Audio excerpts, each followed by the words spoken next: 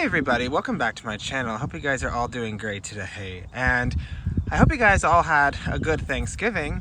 But anyways, it is really cold today, but today I wanted to do a little video on what perennials you should be worried about cutting back now versus spring or whatever.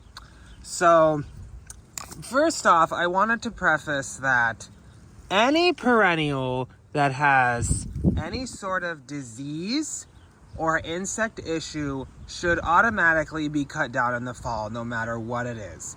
So if you have a perennial that you usually leave up in the fall and you wait till spring, if it for whatever reason has any kind of disease or insect problem, it is a good idea to cut it back now, again, regardless of what type of plant it is.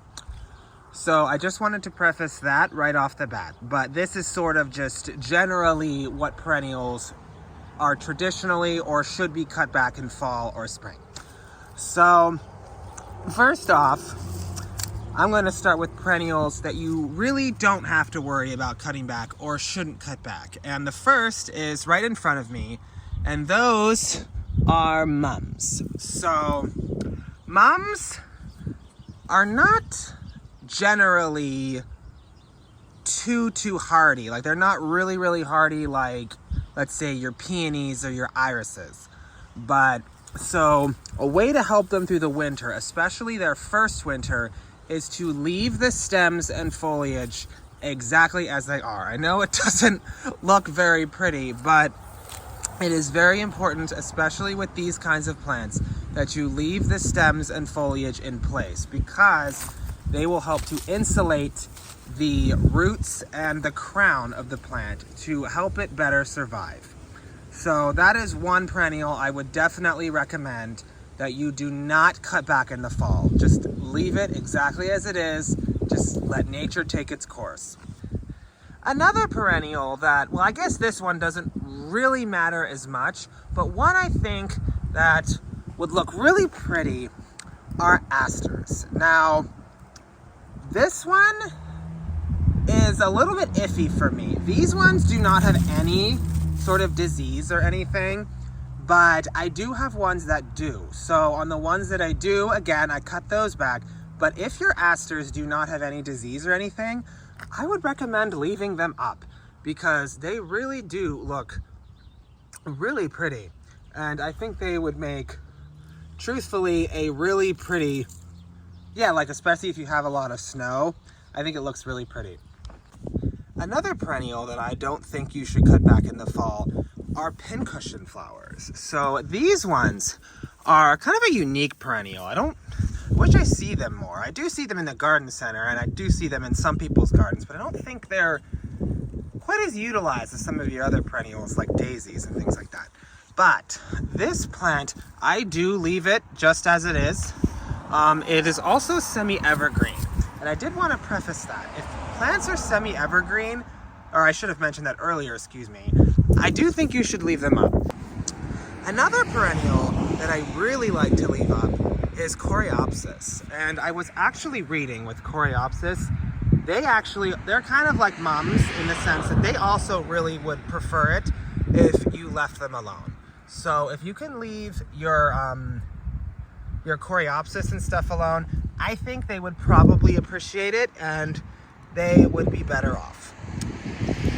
And the next one right next to me, this is, well, what's left of some of my black-eyed Susans. So these ones I hear a lot are traditionally left up in the winter, and I typically do.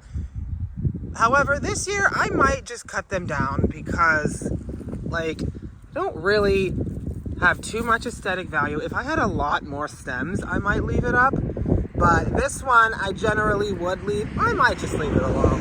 I don't know. Let me know what you guys think in the comments.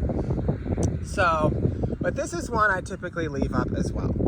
So this next section of this video, I actually wanted to talk a little bit about perennials that it doesn't really matter whether or not you prune them in the fall or spring. And the first one I want to talk about are Shasta daisies. So I actually do leave some Shasta daisies up in like more wild areas of the yard. But in areas where like you can see it, like this is right by our road, so I need to be careful.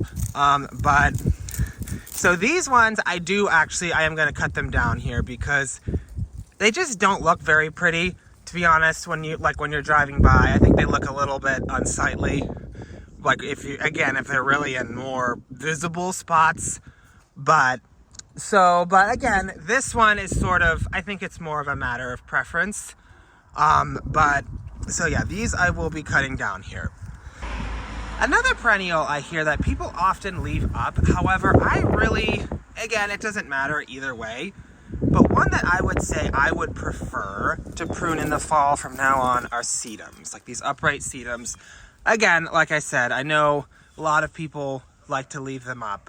I read about that a lot, but I personally prefer to cut them down because they kind of just flop over and they don't really last very well through the winter. So here, I'm just gonna take my pruners here and just prune them right off to the ground.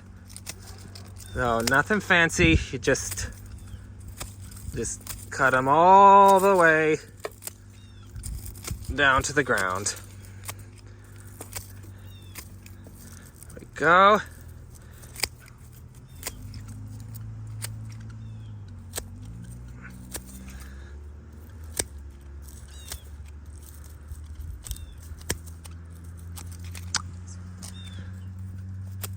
Just like that. So I will be cleaning this up later, but yeah, it's just that simple. You just take all of the old growth and just cut it all the way to the ground. So, and some plants you may notice, such as sedums and also daisies as well, you may notice they start sending up this stuff. Leave that stuff alone. That is actually next year's growth. Some plants, for whatever reason, start sending up their new growth in the fall. Not sure why, but some plants do that. But then you just leave that alone. Leave that growth alone. But if you don't want to look at the dead stalks and stems, understandable. Some of them I don't find particularly attractive. So yeah, this is one sedum. You can leave it if you want, but I kind of prefer just to cut it down. Another perennial that I think from now on, I will be cutting down in the fall are balloon flowers. Now, if you have more like taller ones, the ones I have are all kind of short. They don't really get much more than like a foot or so, I would say. And they really don't add any like aesthetic value or anything. And like the sedums, they don't tend to hold up very well. So again, same thing, just take your clippers and cut it all the way down. They'll be fine. They'll come back completely new from the ground. However, one thing I would like to note in particular about balloon flowers is sometimes it is helpful to leave them up, especially if you are often forgetful about where plants are.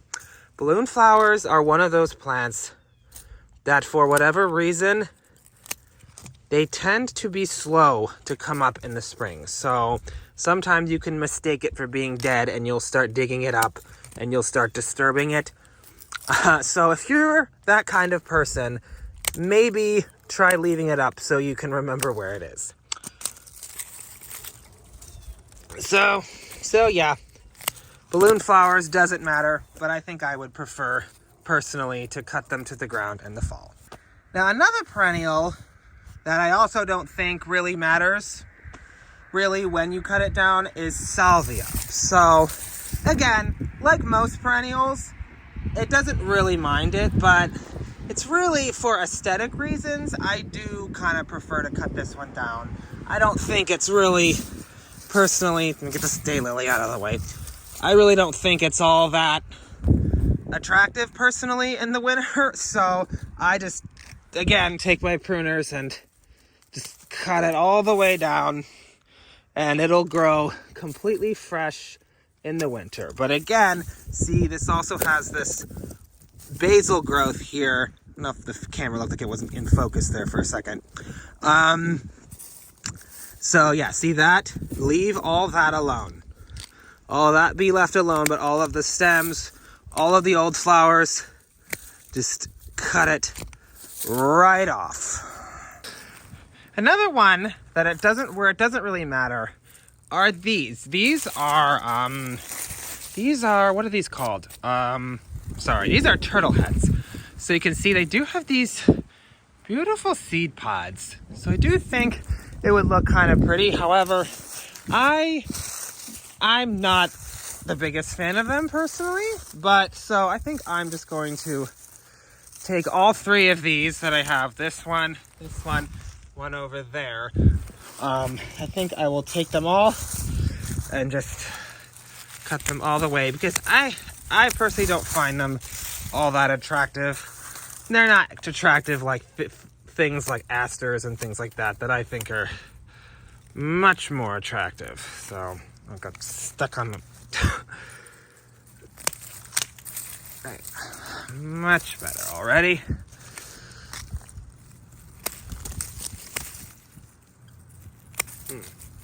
Like I said, just go all the way down to the ground. They will be just fine. Now the next one, I actually personally prefer to cut back in the fall, are coneflowers. Now I know this one is traditionally cut back in spring, especially if you have seed heads, like the birds like to eat the seed heads and all that. So this one is typically left up in spring. However, I have a kind of insect I've been dealing with on my coneflowers for some reason. It's actually snowing. So I just like to take this one down to try and get rid of, so they don't lay any eggs or anything like that. So I just like to take all of these and just prune it all the way down, just like the last ones. So just cut them all the way down, all those yellow leaves and stuff, just cut them all down. I'll do a better job of this later, but you get the idea. Now the last one that I do think, that doesn't matter, but I do think it's better, in my opinion, to prune it in the fall are lilies. And I think the reason for that is pretty self-evident, as, I mean, they just look like sticks. These probably should have been cut back a while ago. So, and these ones are probably the easiest one. Like literally, they literally just cut just like that. So, I would say it's not really worth leaving your lilies up. They don't look pretty. They don't have any aesthetic value at all. So that's another one that, again, doesn't really matter, but I would prefer to just kind of prune it in the fall because, again, it's nothing really to look at anyway. Now, the last section of this video are perennials that you should absolutely be cutting down in the fall, really regardless. They're just like, you cut them back in fall by default. So, and the number one perennial that you should worry about cutting back now in fall is your peonies. Now, this is what they should look like. They look not so great. And if you look closely, see that? See all that yuckiness? That's all mildew. And peonies are infamous for that. They get this, it's called powdery mildew. So I just take all of my peonies, well, my peony, I only have one. You can just, again, just get rid of all that yuckiness. That is a perennial that you absolutely do not want to be leaving up for winter. A, it looks ugly, and B, you do not want to be leaving any sort of diseased plant material in your garden. So you want to get all of that out and throw this in the garbage or burn it. Do not compost this. If it is diseased or anything like that, just get rid of it. Put it in a wood chipper, burn it. I don't care what you do with it, as long as it is out of the garden bed. So yeah, that is one perennial that absolutely, no exceptions, you should be cutting back in fall. Now, another perennial that I do think should really be cut back exclusively in the fall are daylilies. So these are a bunch of just orange daylilies, but it doesn't matter.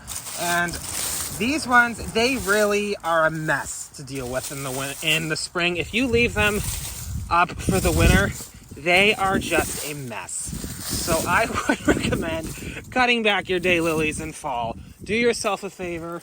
They don't look good anyway, and they're super tough. Just get rid of them. I think they're really ugly right now, and they're definitely, again, one that I think you should absolutely cut in fall. But again, truthfully, I should actually mention with this one, this doesn't really matter, but I think it's better to cut it down in fall. Another one that you should absolutely cut back in fall as well are your bearded iris. Now, bearded iris are infamous for getting a bug called a borer, the iris borer, and they will live in the leaves and they can infect the rhizomes next year. So this is definitely one to get rid of. And again, this is really just by default. And the thing is, with a lot of these ones that you have to cut back in fall, that you really need to be worried about cutting back in fall, they don't really look all that pretty in winter anyway. So I say just get rid of it.